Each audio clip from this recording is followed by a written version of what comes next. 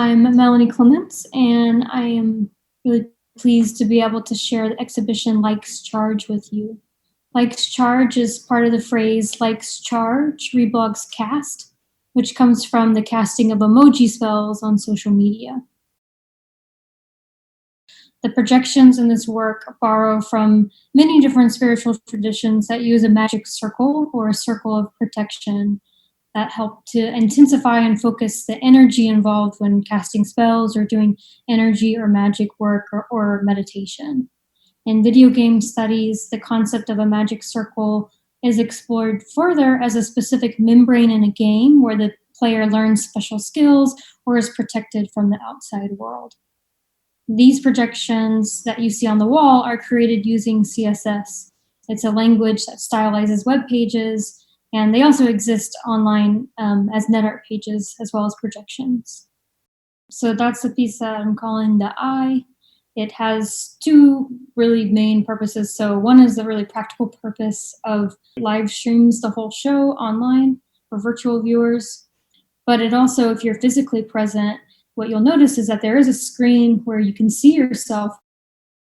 So you have to negotiate your physical body with the digital result. So the reflection pool piece makes use of this heightened magic space as a place where viewers can reflect on their intentions and recharge themselves. That reflection pool has two webcams on it, and those webcams are added back into the pool that you're seeing. It's very subtle, it's very faint. I wanted the viewer to feel a little bit like they're having to compete with the vanity that normally happens with selfies, when we see ourselves reflected into technology. I'm wanting to make a space that's a temple for calm and care for the viewers.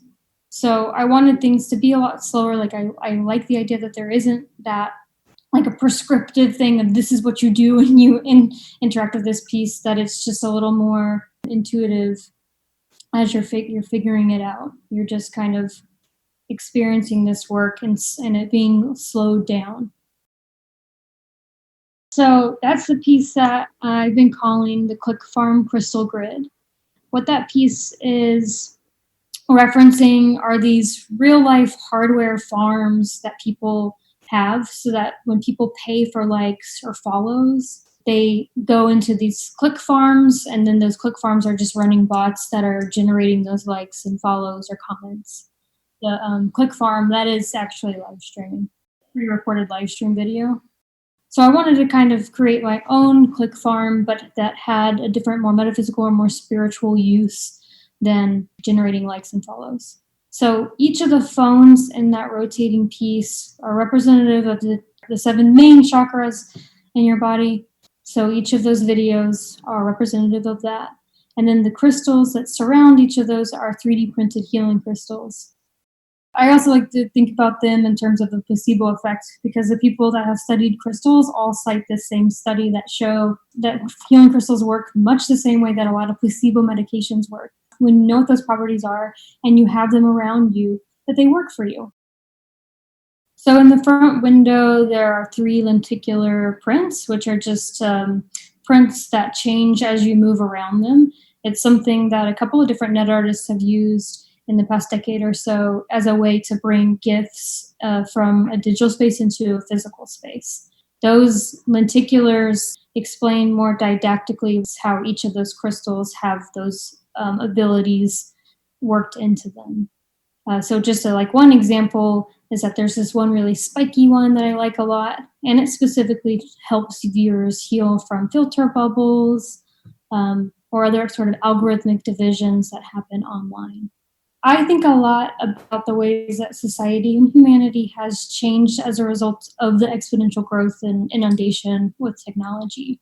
Our daily use of social tech specifically carries obviously both positive and negative ramifications.